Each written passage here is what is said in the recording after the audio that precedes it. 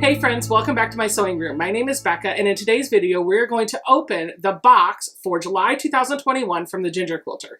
This is a quilting subscription box. It comes once a month, and I think the price point is around $60. Every box is curated to give you a couple of little extras and a project that you can work on. If you want to sign up for this box, all the information about it will be in the first comment down below this video. Let's get started. Okay, so this is what the box looks like, and I've already cut the tape. We'll pop open the lid, and this is the inside of the box. Let's see what Miss Natalie sent to us this month. Okay, right on top, we have our little booklet of all things that we need to know.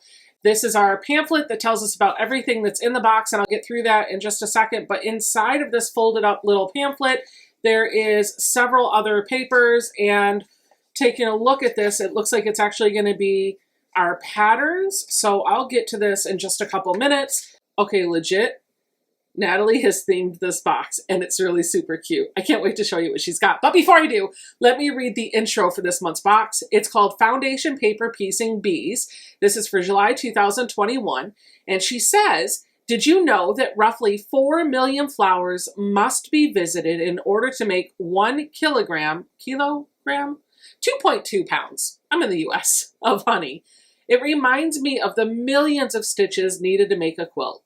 Bees and beehives are an important symbol for me as a Utah. Is that a real word? Sorry. Utah was originally named Deseret, D-E-S-E-R-E-T, a word translated to beehive because it represented the cooperative work needed to make the desert bloom. Doesn't that just sound like quilters too? I hope this bee paper piecing project keeps you busy as a bee.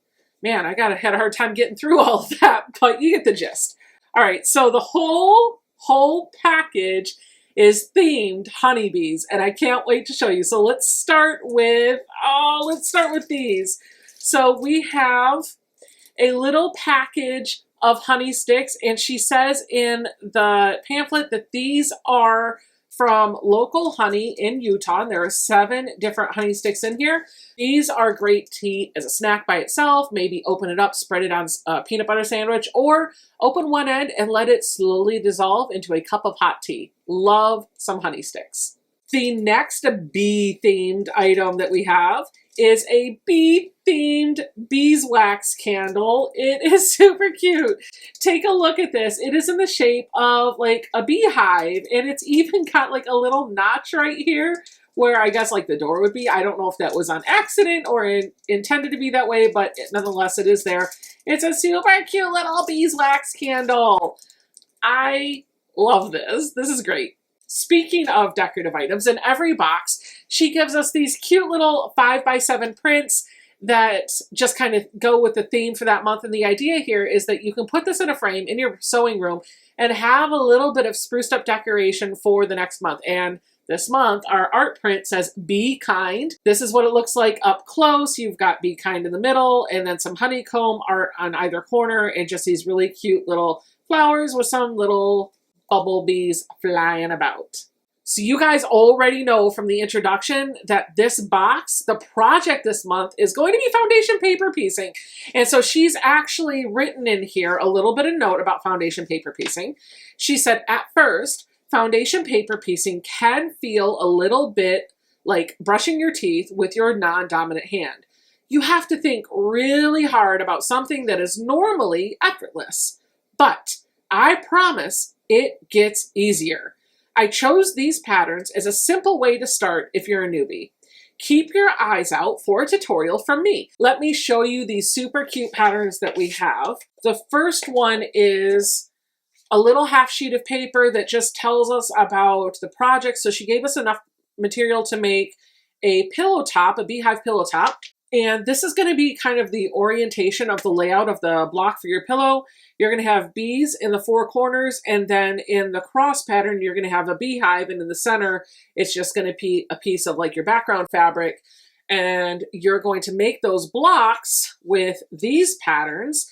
So the first pattern, as she mentioned, the honeybee, this is a pattern from Piece by Number. And that is just such a cool name for somebody that does, you know, foundation paper piecing patterns, because that's essentially what you're doing. You're piecing by numbers. This is what the little bumblebees are going to look like. Aren't those absolutely adorable? It tells you what size to copy your template, which is this piece of paper, to get that size finished block. The second pattern, so we got two, is Beehive from Center Street Quilts, and they make phenomenal patterns.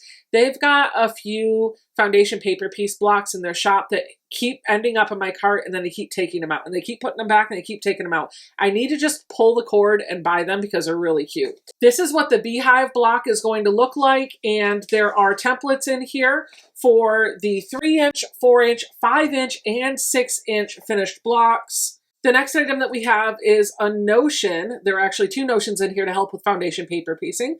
This is the add a quarter ruler. She writes that this ruler is so helpful for trimming your excess fabric with foundation paper piecing pattern. You just bump your seam up against the ledge and trim for a perfect cut. So let me just show you how this works in case you're new to foundation paper piecing.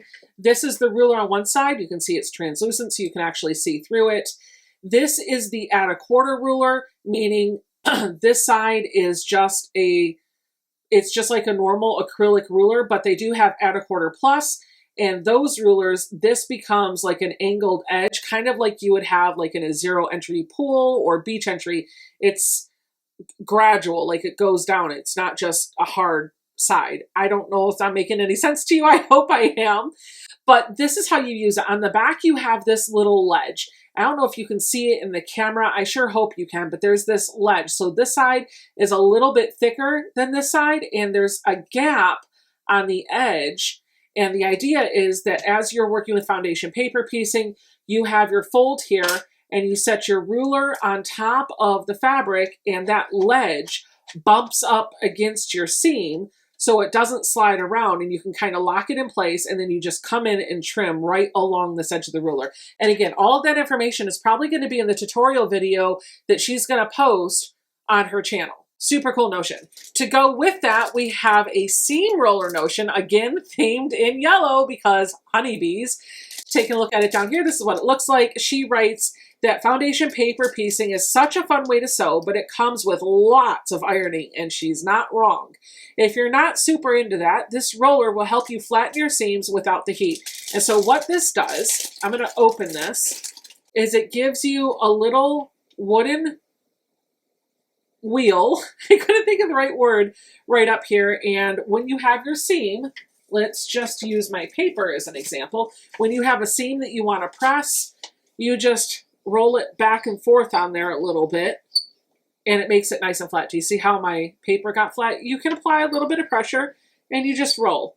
All right, and then everything comes down to the fabric. And she writes that our package includes some coordinating fabric. You should have more than enough fabric to complete one pillow. You might be able to even squeeze out an extra pillow as a gift.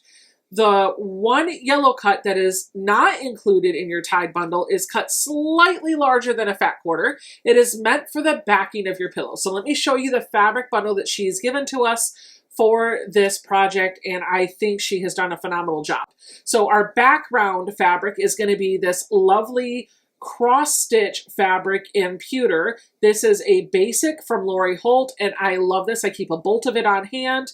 And then we have our two little fabric bundles. This is the piece that she's saying was intended to be the back of the pillow. It's slightly bigger than a fat quarter, so I will set this aside. And then this is the little fat quarter bundle that she's given to us to make up our bumblebees. We have this really pretty kind of like, it's almost like a honey colored yellow, which I think is probably appropriately themed. We've got these little arcs that look like Baptist fans. I guess that's what they're called. And then some blossom in black, which is going to go great for the body of the bee. We have a yellow solid. We have this cute little print. It's got some geometric designs on it. And then we have this like little plaid looking, reminds me of a yellow picnic table, but those are our fabrics, mostly yellows, just a little bit of black, which is going to go great for our pattern. Remember, when we're looking at these, we don't really need that much black. See, the Beehive only has black where the door of the Beehive is, and the bumblebees only have 2 stripes of black in the head. Everything else is yellow, so that's why we have more yellow than black. And I'm only bringing that up because I didn't understand why we had so much yellow. And then I had to sit and think about the pattern. I was like, oh yeah, we probably need a lot of yellow for this. All right, there's one more thing in the box that she actually didn't put a note about, but it's here and it's cute. So I'm gonna show you. I would show you even if it wasn't cute, just because that's why you're here. We have an enamel pin that has a little cute bumblebee on it. Take a look at it up close right here. I'll take it out of the bag, see if you can get a nicer view of this. It's a really cute little bumblebee whose wings are spread, so it looks like he's in mid-flight. And he, of course, is black and yellow striped body with a black head and white wings, which is exactly how the bumblebee is going to be colored in our project. So that's the July 2021 box. What did you guys think? I thought this was an amazing box. I can't wait to dive into the project, and everything was curated and themed together so nicely. Once again, Natalie's hit it out of the park. This has to be one of my favorite boxes to get every month. If you want to sign up for this, you can use the link in the first comment down below this video. Don't forget to subscribe to the channel, give me a thumbs up, leave me a comment, and I'll see you guys all on Friday night. Bye.